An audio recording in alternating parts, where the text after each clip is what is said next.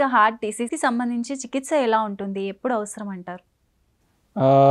So madam, ఇందులో 2 రకాలు ఉంటాయి మనకి. ఒకటేమో కొంతమందికి సిమ్టమ్స్ ఉంటాయి బాగా, అంటే వాళ్ళకి లక్షణాలు కనపడతాయి. ఛాతీ నొప్పి కానీ, ఆయాసం కానీ, కళ్ళు తిరిగి పడిపోవడం కానీ, సింకోపి అంటాం, లేదంటే కొంతమంది దళలాగా వస్తూ ఉంటుంది. ఈ సిమ్టమ్స్ ఉన్నప్పుడు ఖచ్చితంగా మనం ట్రీట్మెంట్కి పోవాల్సిందే. So treatment again depends on the problem ఎంతవరకు ఉన్నది. మనం ఈసీజీ ఎక్కువ టీఎంటీ అంజన్ ప్లస్ చేసి చూస్తాం. సో కొందరు ప్రాబ్లం ఎక్కువగా ఉండదు, తీవ్రంగా ఉండదు. ప్రాబ్లం తీవ్రంగా లేనప్పుడు మనం మెడిసిన్స్కి సరిపోతుంది మనకి. సో కొందరు మెడిసిన్ సరిపోతుంది. నెక్స్ట్ స్టేజ్ కమ్స్, కొంతమందికి మెడిసిన్ సరిపోదు. అప్పుడు కొంతమందికి బైపాస్ అవసరం పడవచ్చు. అంటే మల్టిపుల్ బ్లాక్స్ ఉన్నాయి. ఇప్పుడు బ్లాక్స్కి అగైన్ మళ్ళీ ఇప్పుడు మనం చూస్తున్నాం చాలామంది స్టంట్ కూడా చేయబోతున్నాం.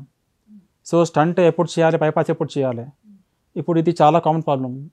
అంటే చాలామంది మనం చూస్తాం, సార్ మాకు మల్టిపుల్ బ్లాక్స్ ఉన్నాయి, మేము బైపాస్కి వెళ్ళాలా, మేము స్టంట్కి పోవాలా? అప్పుడు we get syntax scoring. It is a scientific scoring design by American college of cardiology and European society of cardiology. So ఇందులో ఒక స్కోర్ ఉంటుంది మనకి, మనం చేసి చూస్తాం. సపోజ్ సింటాక్స్ స్కోర్ తక్కువగా ఉంది, ఇట్ ఈస్ 10, 20, 25 దాకా ఉంది సింటాక్స్ స్కోర్. అప్పుడు మనం ఈవెన్ స్టంట్కి పోయినా మంచిది అనమాట. సింటాక్స్ స్కోర్ ఎక్కువగా ఉంది, సపోజ్ 30, 35 పైన ఉంది మనకి సింటాక్స్ స్కోరింగ్, అప్పుడు మనం ఖచ్చితంగా బైపాస్కి పోవాల్సిందే. ఇందులో మళ్ళీ కొన్ని ఇష్యూస్ ఉంటాయి మనకి.